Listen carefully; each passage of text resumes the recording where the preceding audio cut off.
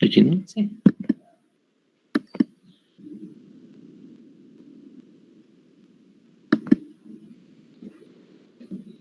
Pantalla completa. Compartir y listo. Ahora baja tu show. Aquí está. Ahora sí. Hola. Bien, ¿se ve mi diapositiva? Sí, doctor, se ve. Perfecto. Entonces, bueno, siempre hay un problema con esto del internet. Estamos entonces en esta parte, decíamos, a nivel de lo que es la patología de mamá, cómo hacemos la historia clínica. Y dentro de la historia clínica que sabemos realizar, la que nos han enseñado semiología, tenemos algunos puntos importantes que tenemos que ver. Y en este caso hablamos de los datos personales, que es importantísimo, porque hay ciertas etapas, ¿no ven? En el desarrollo de la persona, de los 0 hasta los 15 años, de los 15 hasta los 45, y de los 45 adelante. Entonces, la edad es muy importante para saber algún tipo de patología.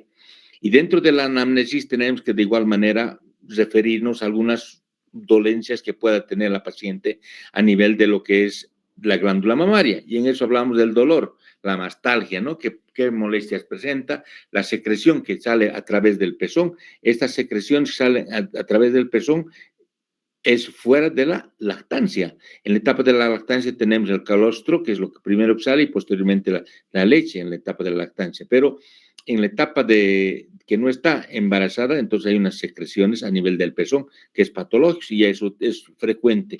Se dice que hasta un 10% en la consulta externa que podemos encontrar de este tipo de patología de secreción del pezón. De igual manera, en el examen físico que encontramos y que la paciente acude a la consulta es porque encontró en el autoexamen de la mama que la realiza en la ducha todos los días alguna tumoración, algún nódulo que pueda presentarse a nivel de esa glándula mamaria. Entonces, esas nodulaciones pueden ser de algún tipo de tamaño, tenemos que definir en este caso la consistencia de la masa, el tamaño, cuánto tiempo tiene, desde cuándo está yendo la evolución. Y si eso va condicionado, acompañado, digamos, de una baja de peso de la paciente. Entonces, son datos que tenemos que ir añadiendo en nuestro estudio de la historia clínica en la anamnesis. La historia clínica, como sabemos, tiene dos partes, ¿no? Una parte en la cual es charlar, dialogar con el paciente, con la paciente, en la cual ella nos va a contar toda su historia. Y eso es lo que tenemos que llegar a profundizar, los datos personales que pueda tener la paciente, ¿no? En este sentido. Y posteriormente, cuando uno ya llega a un diagnóstico posible de una nodulación o una tumoración en la mama, entonces se hace el respectivo examen físico. Entonces, dentro de la parte de conversación con la paciente tenemos un dato importante que no tenemos que olvidar, son los antecedentes, ¿no? En los antecedentes de la paciente tenemos que ver qué antecedentes, por decir si es mujer, gineco-obstétricos. Es importantísimo saber la edad de la menarquia, cuándo ha iniciado su periodo menstrual, porque hoy en día vemos que las muchachitas están teniendo su inicio de los periodos menstruales más antes. Generalmente, anteriormente, tenemos a partir de los 15 años que se relata, pero hoy en día tenemos hasta niñas de 10 años que están teniendo ya su primera menstruación. ¿Y por qué es? Porque tienen un trastorno hormonal. Este trastorno hormonal es el que va a condicionar que la menarquia se hace a primeras etapas de la vida. Y es lo que sucede que hay que ver. Entonces, ahí estamos analizando la cantidad de estrógenos que puede tener, aspectos hormonales, irregularidades en la cual tiene, ya no son ciclos correctos, sino totalmente irregulares. La edad de la menopausia. Hay mujeres que están menstruando hasta los 45, 50, 55 años de edad, por encima de la edad en la cual nosotros estamos acostumbrados de 15 a 45 años. Entonces, vemos que si la menopausia es más tardía, vemos también que hay un trastorno hormonal y la patología mamaria va en esa relación porque va de la mano con lo que es la parte hormonal. De igual manera, si hay pacientes que tienen, usando, por ejemplo, para evitar embarazarse, el empleo de los anticonceptivos, que son hormonas, ¿no? Que están asociados entre estrógenos y progestágenos, que pueden alterar totalmente estas etapas. Todos esos datos se va uniendo en la historia clínica. Esos son antecedentes. Entonces, tenemos antecedentes familiares, patológicos, todo, pero tenemos que añadir un dato que sería antecedentes gineco-obstétricos. Y en los gineco-obstétricos no tenemos que olvidarse el inicio de la menstruación, el término de la menstruación, las irregularidades que pueden ser en los periodos menstruales y de igual manera tenemos que ver qué antecedentes tenemos, ya sea quirúrgicos también y familiares, que es muy importante. Si bien no es un hereditario estos problemas de las neoplasias, pero sí hay una tendencia familiar, hay familias que pueden tener algún tipo de problemas. Y posteriormente viene la revisión de nuestros sistemas. Dentro de nuestra historia clínica, como les decía, son dos partes. Una es la etapa en la cual nosotros vamos a preguntar al paciente todo. Esas preguntas que hacemos al paciente nos van a conllevar o nos van a llevar hacia un posible diagnóstico. Este diagnóstico ya nos orienta hacia una patología. Por decirles ejemplo, yo estoy viendo un paciente que tiene aparentemente por dolor abdominal un diagnóstico de una apendicitis aguda. Entonces, yo revisaré a mi paciente pensando en todo lo que me han enseñado en nuestras etapas de formación referente a lo que es la apendicitis aguda, revisaré. En este caso, la mujer me dice que tiene un nódulo en la mama, entonces haré mi examen físico buscando ese diagnóstico del nódulo de la mama y haré, digamos, la revisión de la glándula mamaria. No olvidarnos siempre en lo que nos han enseñado en semiología. Tenemos las cuatro actividades, que es la inspección, la palpación, la percusión, la auscultación. ¿Y la mama qué haremos? Haremos simplemente la inspección y la palpación. Son dos etapas. La percusión y la auscultación no se las realiza, pero sí, esas dos tenemos que hacer. Entonces tenemos que inspeccionar, tenemos que tener el ojo clínico. ¿Y cómo se revisa a la paciente? Se revisa primeramente en posición de pie, parada la paciente, o sea, en posición erecta, en la cual se va a observar la glándula mamaria. Y se hace algunos movimientos de los brazos de la mama, ¿no? Entonces, se le pide, por decir, que levante los brazos y vamos a ver si existe algunas anormalidades levantando los brazos, si existe algunas zonas de retracción. Entonces, quiere decir que algo está retrayendo, está agarrando prácticamente. Entonces, vemos que algo está pasando. Pues, de igual manera, hay que condicionar a la paciente que ponga las manos en las caderas. Entonces, estamos inspeccionando a una mujer con las manos, tanto levantando como en la posición de las caderas. Y palparemos de igual manera a la paciente de pie, la axila, y de igual manera después la pondremos en decúbito dorsal. Y vamos viendo, así por decirle, en la posición erguida, la inspección, ¿qué vamos a ver? ¿Cómo están estas mamas? ¿Las glándulas mamarias estarán simétricas o estarán asimétricas? Generalmente son asimétricas, sabemos eso.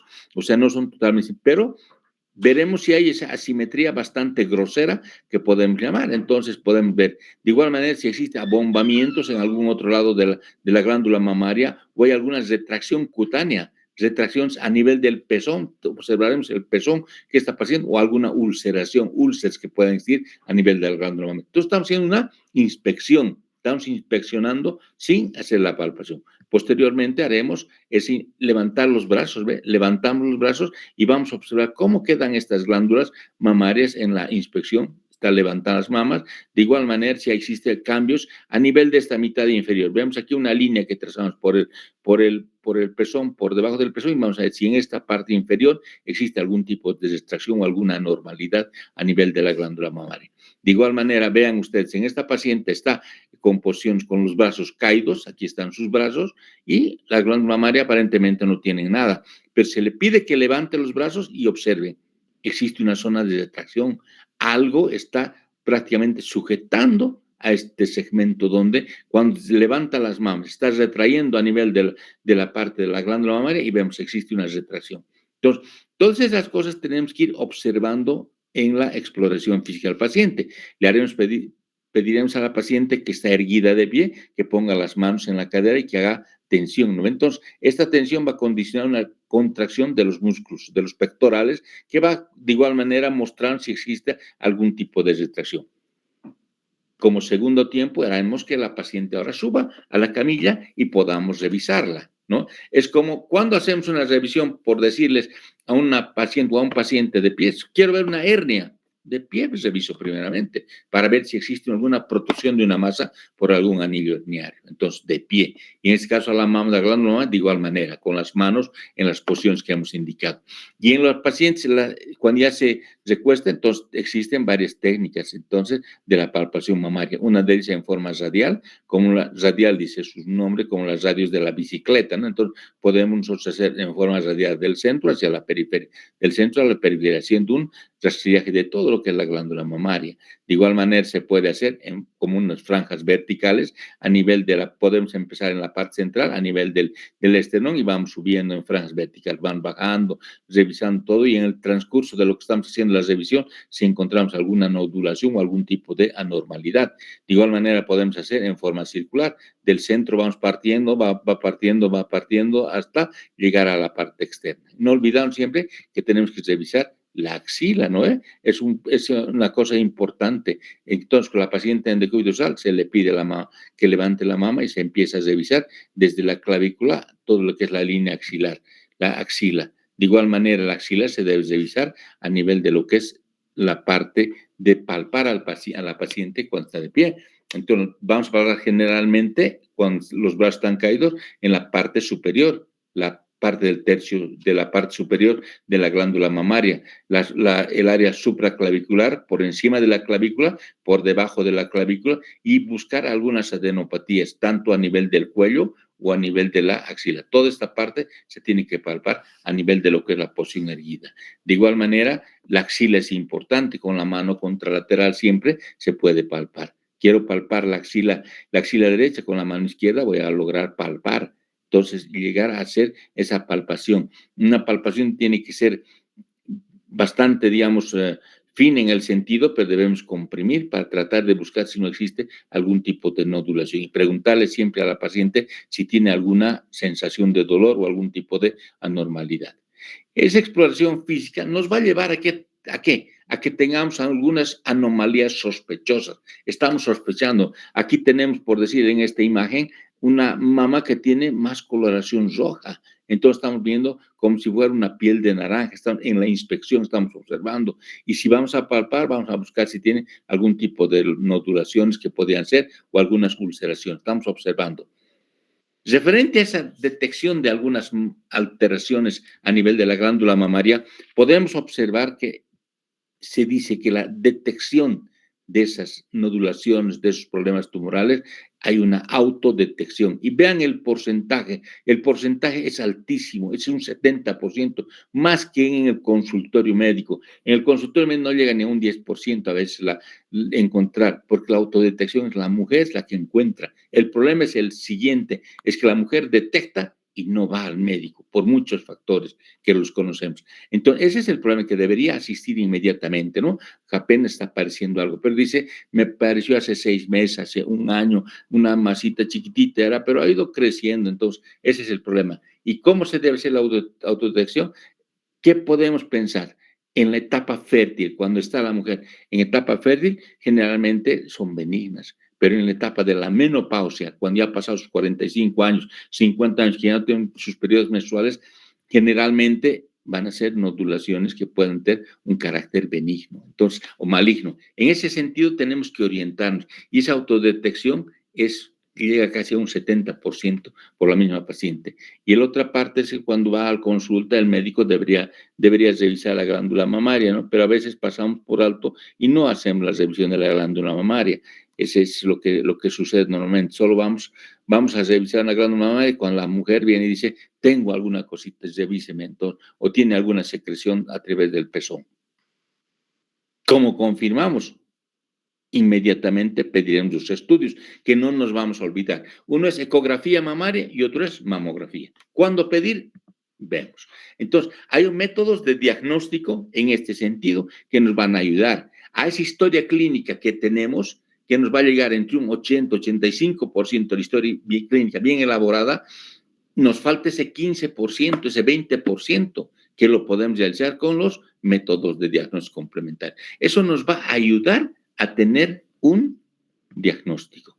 Un diagnóstico es a través de una biopsia. La biopsia se puede realizar. Aquí tenemos, por ejemplo, una biopsia. Esta es una incisión que han hecho por lejos de lo que es la areola, que prácticamente está proscrito. No se debe hacer. Se tiene que hacer una incisión entre la areola y la piel. Una incisión en la cual se trata de buscar y sacar el nódulo o lo que tiene. Entonces, para la biopsia se tiene las lesiones palpables. Hay lesiones que encontramos que palpamos, pero hay lesiones que no palpamos. no palpamos y solo son diagnosticadas por métodos de diagnóstico que vamos a indicar, unas mesas específicas. Y en esas cosas, si no palpamos, tenemos que usar también algún tipo de diagnóstico para una biopsia con una mesa especial. Entonces, veamos, en las lesiones palpables podemos hacer un corte, una excisión y hacer una congelación inmediatamente. Retiramos la muestra que está sospechosa para nosotros y enviamos al patólogo. Ese momento, en el lapso de 10 a 15 minutos, hace una congelación de ese tejido que hemos enviado, hace los cortes respectivos y nos va a decir, esta lesión es compatible con una neoplasia maligna. Entonces, procederemos con lo que conlleva en ese aspecto. O nos dieras una lesión benigna, entonces habría terminado el procedimiento, que puede ser ese tipo de excisión, incisiones o punciones, ya sea con aguja fina o con aguja gruesa. Y en las no palpables con una mesa radioquirúrgica que vamos a verla. La punción, entonces tenemos punción con aguja gruesa que podemos puncionar y tratar de aspirar. Pero eso vamos a encontrar en aquellas lesiones que tengan líquido en su interior, o sea, son quísticos. Pero hay lesiones que son igualmente duras, pero no tienen quistes, no tienen líquido. Y en ese sentido, como no son lesiones quísticas, no se podrá aspirar nada. Entonces vemos que la punción con aguja fina es la que más se realiza, el PAF, que llamamos. Todos estamos familiarizados por PAF y vemos que usamos una jeringa normal, las que tenemos de 10 ml, con una agujita de calibre 22 que es finita, y en esas lesiones palpables, estamos palpando y podemos detener y introducimos la jeringa y vamos a lograr llegar al lugar y vamos a aspirar. Esa aspiración de este líquido que está saliendo me va a dar una sensibilidad de un 90% y es específico entre el 90 y 98%. Entonces es específico este estudio, hacer una punción con aguja fina, generalmente en aquellas lesiones, pero que sean quísticas. De igual manera, aparte de la punción, tenemos métodos de diagnóstico por imágenes y vemos el diagnóstico por imágenes, aquí están citados como ser la mamografía, la ecografía, la termografía, en la cual usan el calor para retratar, sacar prácticamente un método de diagnóstico de la glándula mamaria.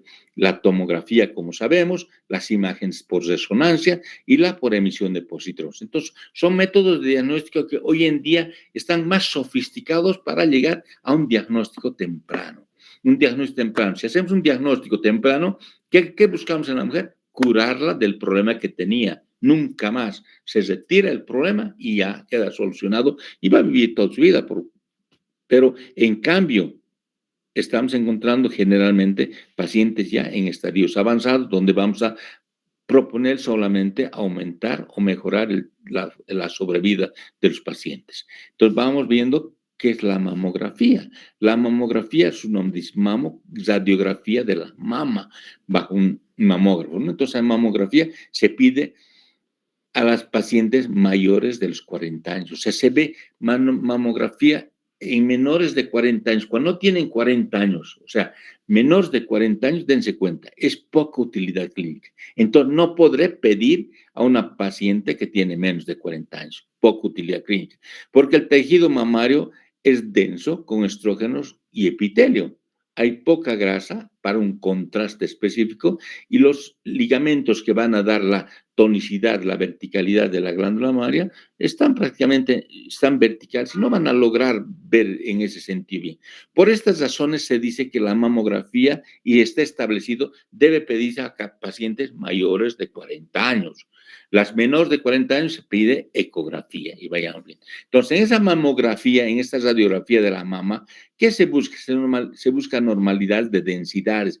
Aquí tenemos una densidad que es más negro, más blanco. Entonces, esa anormalidad de densidades va a buscar masas, ya sea asimetrías, distorsiones en la misma arquitectura y lo importante, ver calcificaciones. La mamografía busca calcificaciones y bajo esas calcificaciones, son pequeñas calcificaciones, vamos a tener un diagnóstico que vamos a encontrar en el sentido. O sea, lo que busca la mamografía son esas calcificaciones, son esas anormalidades. Y también va a haber, digamos, ganglios linfáticos.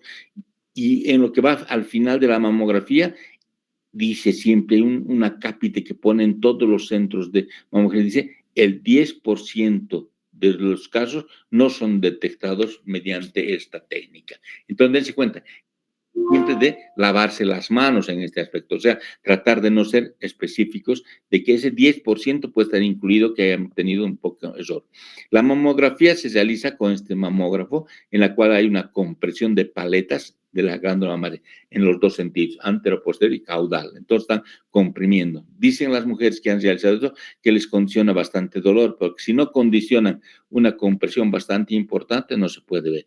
Dense cuenta, ¿no? La medio lateral que estamos viendo acá, de igual manera están comprimiendo la glándula mamaria y la craneocaudal que están comprimiendo de igual manera. Son las dos posiciones que tenemos para hacer mamografía, una craneocaudal y una medio lateral. Son las dos que vamos a ver. Y las dos paletas tienen que comprimir bien la glándula mamaria. Vean, en ese sentido, paciente que tenía implantes y se comprime, ¿no? Entonces, se comprime y dice, la paleta de compresión está comprimiendo hasta unos 7 centímetros. Entonces, vemos que el implante sobresale prácticamente con la glándula mamaria. Entonces, esto no nos va a dar una buena imagen, va a ser prácticamente una mamografía sin darnos una imagen buena. En vez en esto otra, digamos, que está haciendo, está sujetando, dése cuenta, donde la glándula mamaria ha salido afuera, el implante está en la parte posterior y se tiene una buena imagen. Entonces, la mamografía va a ser en el que nos va a buscar las calcificaciones. Y aquí vemos en este estudio, en esta foto que se ha sacado, vemos estas imágenes blancas que estamos observando, son las calcificaciones. Estas calcificaciones vamos a ir analizando dependiente a cómo están localizadas cada una de ellas. En este sentido, cerca del 80 a 90% son benignas, son redonditas. Vamos a ir viendo posteriormente cómo catalogamos la malignidad a través de estas microcalcificaciones. Es lo que busca la mamografía. Y se hace mamografía secuencial porque cada año va mostrando algún tipo de lesión que pueda tener. Por decirles, el año 1 se encontró prácticamente este tipo de lesión, una calcificación medio deforme, medio especulada, en la cual había. El año 2 encuentran mayor que esta lesión. Entonces, vamos viendo que va alterándose más todavía esta calificación y el tercer año vean una calcificación. Entonces, ¿cómo se puede ir haciendo un control a nivel de la secuencia de los años que se realiza? Por eso se aconseja que la mujer cumple 40 años, tiene que ser mamografía, mamografía, mamografía. De igual manera, como pedimos Papá Nicolau, anualmente se tiene que hacer la mujer cuando ya está en etapa sexual, en la cual tiene que hacerse un Papá Nicolau permanentemente para encontrar que no existe algún proceso neoplásico. Igual la mamografía que se va observando. Y aquí tenemos mamografías en los cuales vamos a ver ese cambio de densidades donde se busca las calcificaciones y aquí existe un nódulo vamos viendo y de igual manera otras. Entonces, las mamografías van observando y aquí hay una mamografía tradicional y hay una mamografía ya digital. Vean cómo mejora la tecnología, mejora los estudios de imágenes para llegar a un diagnóstico más preciso. Y aquí tenemos las mamografías digitales para encontrar esas calcificaciones.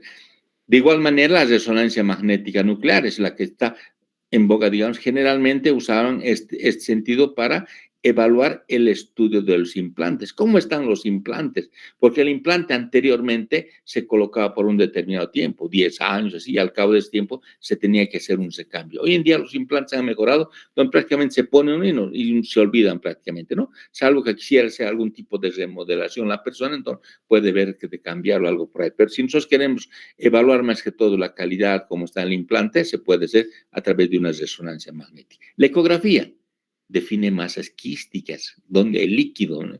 son lesiones circunscritas, los más son uniformes, todo está prácticamente y al centro, digamos, no tiene ecos, tiene algún tipo de líquido que está mostrándonos entonces la ecografía, ¿no? Eso es lo que va mostrando y va viendo en las lesiones, cuando no tienen líquidos, prácticamente van a detectar solamente la circunferencia de todo. Entonces, se dice, ¿cuál es mejor, la mamografía o la ecografía? Una paciente que tiene 45, 50 años, generalmente van a pedirle mamografía y o ecografía. ¿Para qué? Para que le hagan los dos estudios. Entonces vemos, ¿cuál es mejor? Se dice que ninguno es mejor. Los dos se complementan para llevar a un diagnóstico mejor. Entonces, la diferencia de quiste o sólido, el 95% del diagnóstico es útil con la ecografía. La ecografía va a decir es líquido, pero la mamografía va a buscar calcificaciones, va a buscar nodulaciones. Entonces, combinar mamografía con ecografía nos da una probabilidad mejor en el diagnóstico. Entonces, vamos evaluando en ese aspecto. Y esas calcificaciones que encontramos con la mamografía nos van a indicar a través de algo que nos han enseñado ya sabemos, el VIRATS. El VIRATS, entonces, es el informe de imágenes del seno, y son sistemas de datos. Nos va a dar informar qué imágenes tiene el seno, el VIRATS. VIRATS, tenemos el 0, 1, 2, 3, 4, 5 y 6. Tenemos ese tipo en la cual vamos a encontrar. Vemos, si dice, generalmente el radiólogo cuando nos envía los resultados dice VIRAT 1, entonces sabemos que es una mama normal.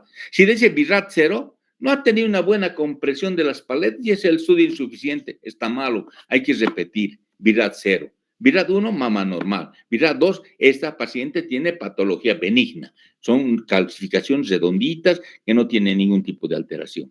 Si dice VIRAT 3, ahí ya vemos que es prácticamente no se inclina hacia lo benigno ni a lo maligno. Está poniendo 3, es en la parte media, donde no va a un lado ni al otro lado. Como dicen, ni chicha ni limonada. Entonces, en 3 estamos en la parte dudosa en ese sentido del VIRAT 3. VIRAT 4 ya vamos viendo que hay sospecha de malignidad, ya hay malignidad, y el 5 es VIRAT tácitamente con malignidad. Y el 6 es el que tiene, sí, ya con biopsia, es maligno totalmente. Aquí se ha hecho un estudio de malignidad. Entonces, este estudio de las imágenes del seno, con los sistemas de datos que nos va a informar, entonces, se tiene algún tipo de porcentaje de malignidad. El 0, entonces, vemos que hay que evaluar nuevamente, no han realizado una buena mamografía. El 1, si es una mamografía normal de una mama normal. El 2 es mamografía en la cual no existe, digamos, ni los ganglios son normales y no tienen ningún tipo de alteración. Sus calcificaciones que pueda presentar son calcificaciones benignas, ¿no? En ese sentido. El 3, dice aquí a su nombre, probablemente benigno, probablemente, porque hay alguna duda, ¿no? Entonces, porque esas calcificaciones, esos nódulos, puedan tener algún tipo de alteración. Son redondeadas, pero por ahí. Y déanse cuenta, hay un 2.24% de que puedan ser malignos en esto. Por eso ya ponen probablemente. Y en el otro, en el 4, ya es dudoso, requiere confirmación histológica, pero hay más del 21% de certeza que pueden ser malignas. Y el 5, y hay más del 81% de malignidad.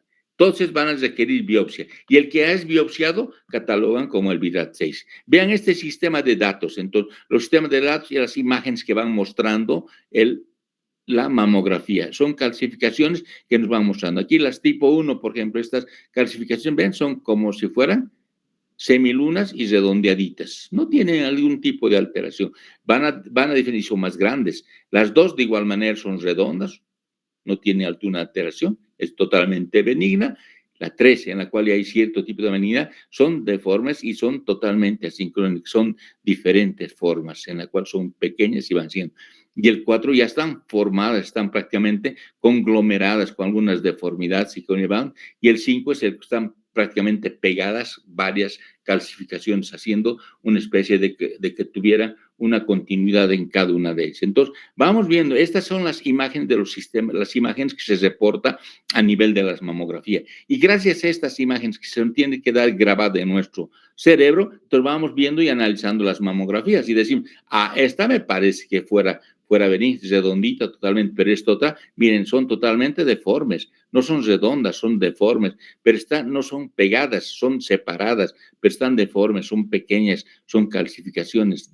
Y estas ya están uno solo, ¿me entienden? Uno tras otro están prácticamente en conjunto. Entonces, estas sí ya son con más tiempo de malignidad. Y el 3, igualmente, son calcificaciones pequeñas, pero de diferentes formas. Y el porcentaje es también bajo, en el 2 puntos tantos de calcificación. En aquellas lesiones que no podemos palparlas, pero vemos en la lesión se usa esta mesa de estereotaxia, ¿no? Entonces, en un momento, y se hace una biopsia dirigida, entonces la máquina prácticamente va a encontrar y va a hacer una biopsia dirigida. Son mesas especiales. Nosotros en Bolivia no tenemos ninguna de este tipo de mesas. En el Brasil tienen las mesas para estereotaxia, donde prácticamente encuentran lesiones no palpables y pueden tomar la respectiva biopsia. La tomografía por emisión de positrones, recientemente en La Paz están instalando para eso, ya tienen instalado, y mide concentración de isótopos de positrones en el tejido del seno.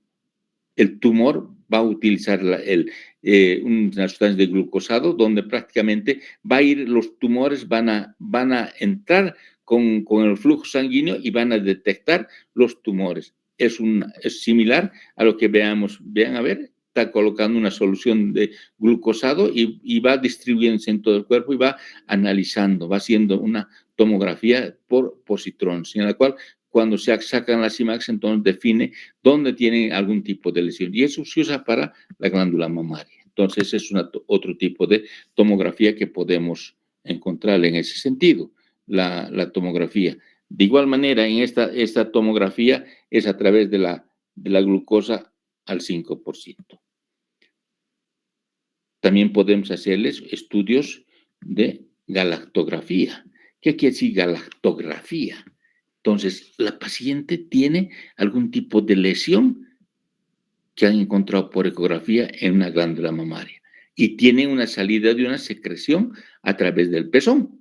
Entonces, podemos hacer una radiografía de ese estudio galactóforo y entonces se coloca un medio de contraste, un método de contraste se introduce con una sondita bastante fina, se introduce suavemente el contraste y va disecando. Dense cuenta, miren acá, el contraste va entrando a los conductos secundarios, terciarios, va avanzando todo eso, pero en la parte anterior se identifica una zona, un seno galactóforo acá tenemos, pero con dos soluciones, dos aspectos que no se llenan.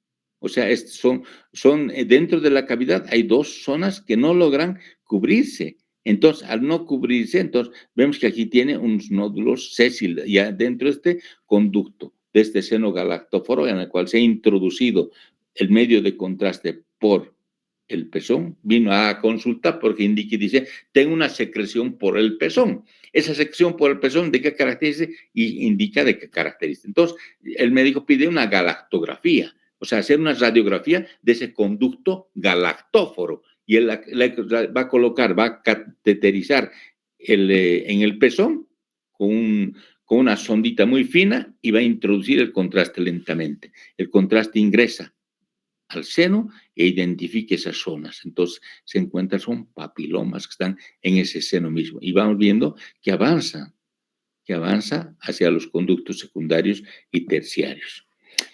De igual manera, se hacen estudios de laboratorio, o sea, como veíamos, ese 15 o el 20% que nos falta para tener un diagnóstico, tenemos que hacer estudios de gabinete y estudios de laboratorios. En el estudio de laboratorio se hace la rutina que sabemos, ¿no? La rutina que tenemos en nuestros pacientes para evaluar en forma global todo, pediremos su hemograma, su azúcar, la parte del riñón, del hígado, todo lo que ustedes quieran, podemos pedir los análisis, pero no tenemos que en este caso ver marcadores tumorales. ¿Qué tipo de marcadores tumorales? Y también pediríamos un perfil hepático en el cual veremos qué es lo que vamos a buscar, ¿no? Entonces, aquí estamos buscando un marcador tumoral, un antígeno carcinoma embrionario, generalmente a nivel de lo que es la parte del tubo digestivo, el 15-13, el 27-29. Entonces, son marcadores que nos van a orientar a una posible patología maligna de este caso. Entonces, buscamos en ese sentido. En algunos otros casos pediremos determinaciones inmunológicas, en el cual vamos a ver lo importante, estrógenos y progesterona. Eso es algo que debemos analizar. Se dice hoy en día, y bueno, deberíamos hacer en forma, todas las piezas operatorias que podemos, deberíamos hacer el estudio de la glándula mamaria, un tratamiento, o sea, ver si es estrogénico y progesterona. Se deben realizar en las cirugías de neoplasia, ¿no ve? Para ver en la masa tumoral y estudiar estos dos tipos. De igual manera, los receptores tumorales, el CA15-3, para ver si tiene una metástasis a distancia ya en esas pacientes que tienen una neoplasia de mama.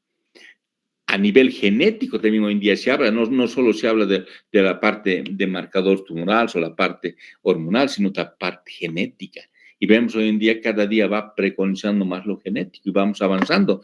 Ya de hace mucho tiempo vemos que la parte genética están estudiando a través del BRCA1, BRCA2, BRCA3, donde prácticamente genéticamente sabemos que esa paciente va a tener un cáncer de mama hereditario, ¿me entiendes? Entonces, si va a agarrar un cáncer de mama hereditario, es el 100%. Entonces, toman algunas conductas. Tenemos el BRCA1 cuando está alterado, se altera este cromosoma 17q21, está alterado en el 50% de los casos. O sea, el 50%, de 100 mujeres, el 50 van a desarrollar una neoplasia de mama.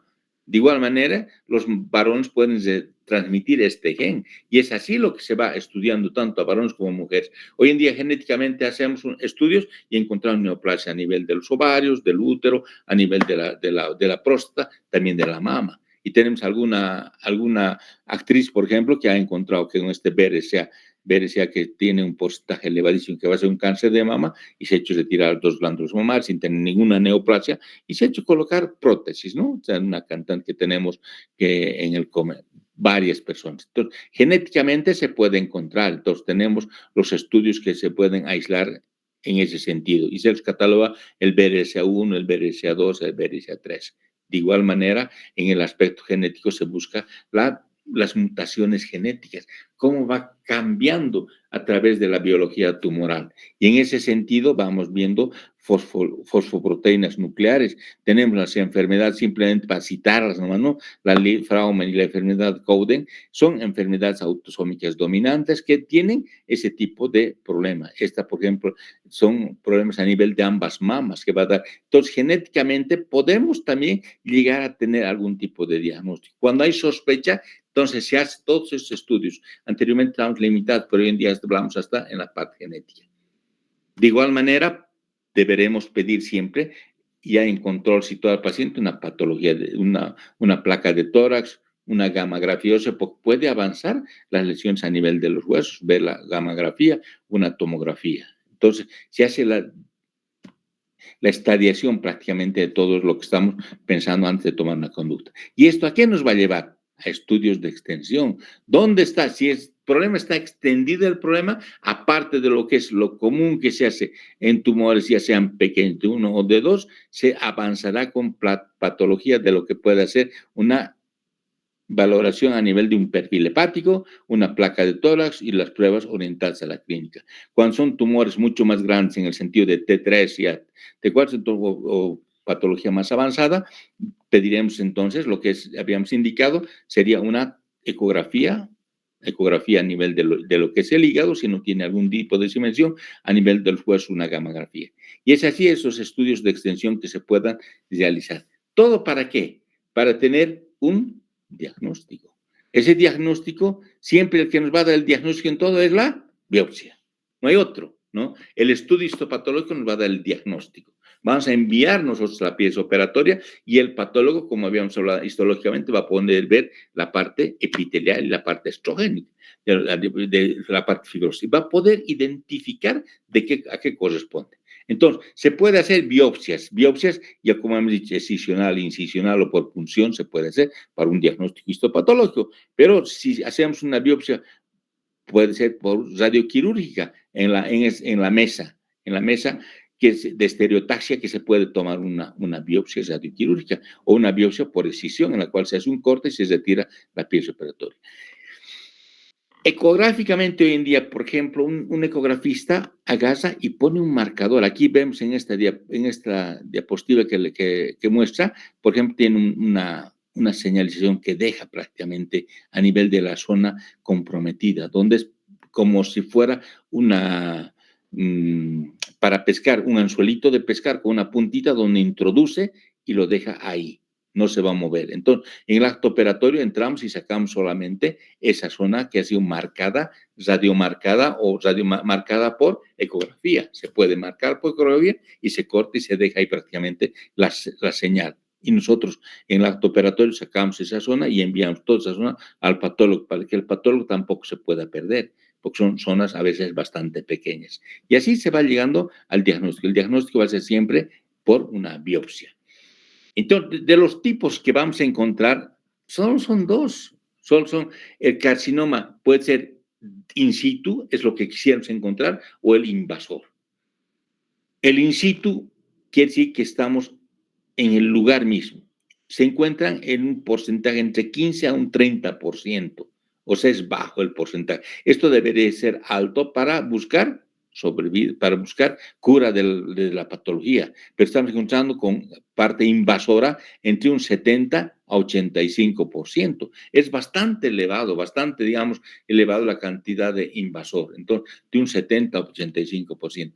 Y si vamos analizando en ese sentido de los carcinomas a nivel de in situ, de ese 15 a 30%, tenemos dos cosas a nivel de nuestra glándula mamaria. Uno son los ductos y otro es el lobulillo. Y tenemos aquí ese sentido ductal, o sea, en el ducto mismo. Está viniendo por conductos terciarios, secundarios al seno galactófrae. En ese ducto se encuentra la neoplasia. O en el lobulillo mismo. La unidad constitucional de la glándula mamaria también es el lobulillo mamario, en el lobulillo, don lobular, puede ser lobular. Entonces se ve que la predisposición más elevada tenemos a nivel ductal, a nivel del conducto, un 80% de un carcinoma in situ dentro del ducto, y en el lobulillo en un 20%. Cuando es invasor, el ducto ya ha pasado prácticamente, ha invadido, entonces se ve que el ductal también en un 79% y lobulillar en un 10%. Entonces, las dos modalidades existen y en ese sentido estos carcinomas pueden encontrarse, ojalá siempre in situ y no invasores.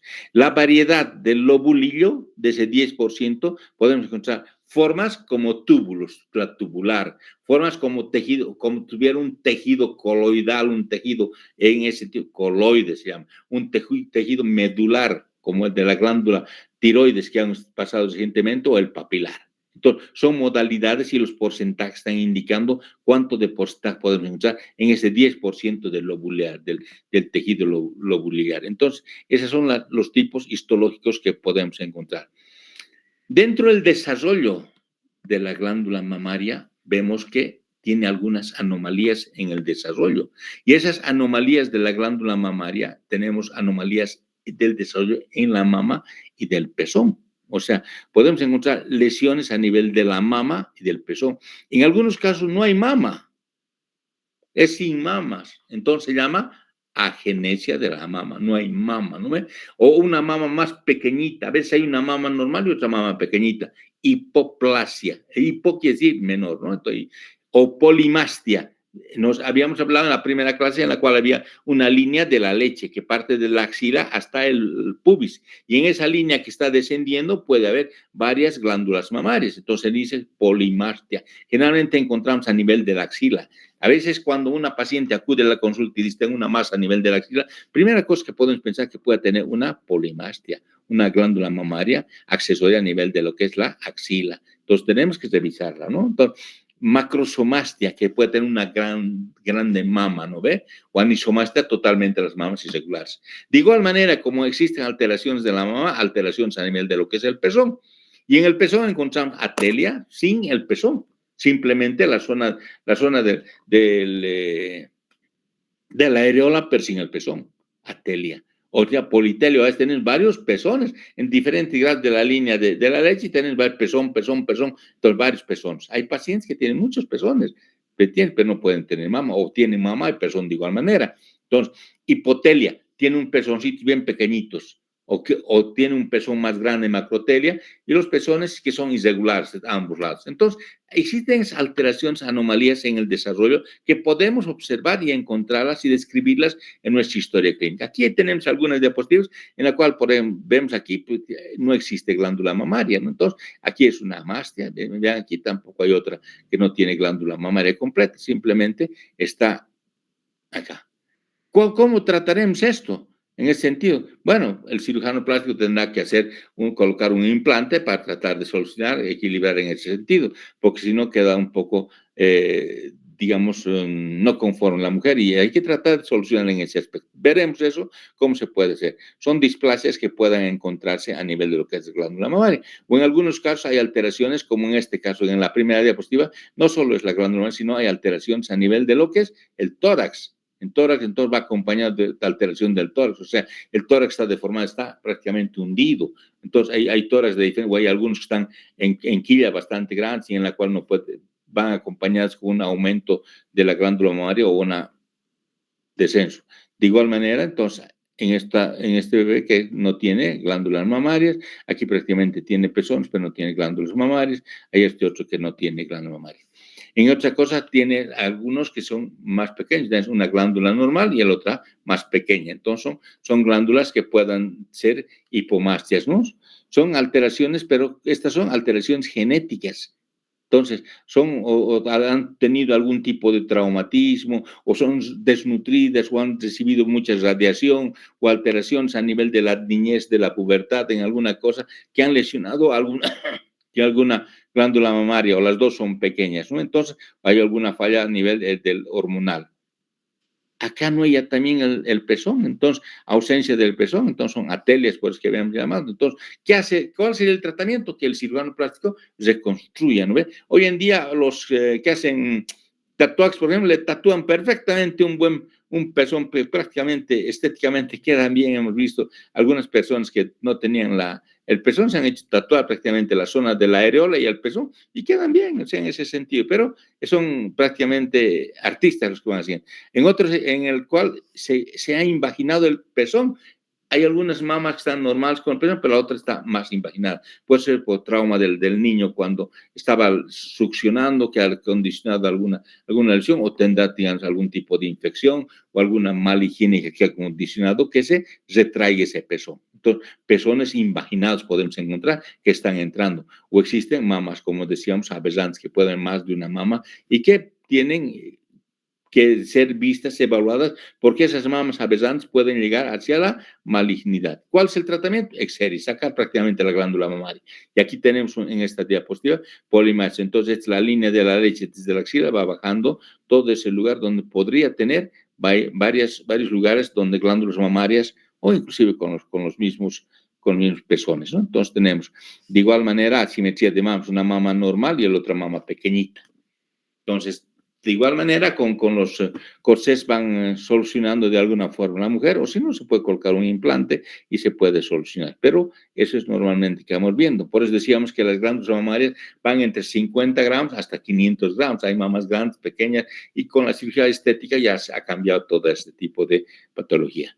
Entonces, ese es el tejido mamario accesorio. Vean la línea de la leche, cómo puede existir prácticamente mayor cantidad de glándulas mamarias y de igual manera los pezones y las zonas de areolas. Una patología que encontramos es la ginecomastia. Entonces, ginecomastia en el varón, vemos que existe un porcentaje de 40, 65%, llegan a tener un crecimiento de la glándula mamaria. ¿Por qué? Por estimulación estrogénica. Es lo que pasa. Puede ser unilateral o bilateral, ¿no? Entonces, puede ser, generalmente, o a veces son los dos. Cuando llega a un tamaño de unos 6 centímetros, prácticamente 100, se dice que debe ser quirúrgico. Generalmente eso encontramos en los pequeñitos donde están yendo a pasar educación física, donde los otros muchachos le andan haciendo el bullying, ¿no? Porque empieza a crecer sus mamitas y se van poniendo sus poleritas para pasar educación física y van viendo que tienen glándulas mamarias. Entonces la mamá o la familia trae al niño para tratar de operarse. De igual manera, cuando es fisiológico en algunos casos, puede ser expectante. Entonces, si es fisiológico o en la senectud, entonces se puede operar. Cuando son jóvenes, entonces puede ser por aumento de testosterona, ¿no? O gonadotrofinas que pueden ir aumentando. Hay fármacos que tienden a aumentar en el sentido de las glándulas mamarias, entonces se tiene que suspender la cantidad de fármacos para que disminuya únicamente. Eso vamos viendo en algunos pacientes. ¿El tratamiento cuál sería? Glandular, sacar la glándula mamaria, ¿no es? O hacer una lipomastia. O sea, a veces hoy en día con lo que es la lipoaspiración, introducimos trocas a nivel de lo que es la parte de la glándula mamaria y lo aspiramos todita la glándula mamaria y le ponemos unas fajas para que compriman y vayan bien. Entonces, en algunos casos es genérico más, pero cuando son bastante grandes, bueno, se tiene que proceder a retirar por cirugía, ¿no? Pero en estos otros se hace ese tipo de solución que se tiene. Bien, casi me llegaba a las 7 de la noche y bueno, entonces entraríamos a lo que es patología mamaria benigna y podemos verlo en la siguiente clase. Bueno, ¿se ha escuchado mi presentación? Sí, doctor. Ya. Entonces, bueno, quedaremos acá, pues, porque tienen clase ustedes de medicina y nos vemos mañana es feriado. Les deseo buen feriado y el viernes nos encontramos entonces acá mismo. Bueno. Gracias, doctor. Hasta luego. Listo. Muchas gracias. Buenas noches, jóvenes. Gracias, doctor. Bien. Que pasen un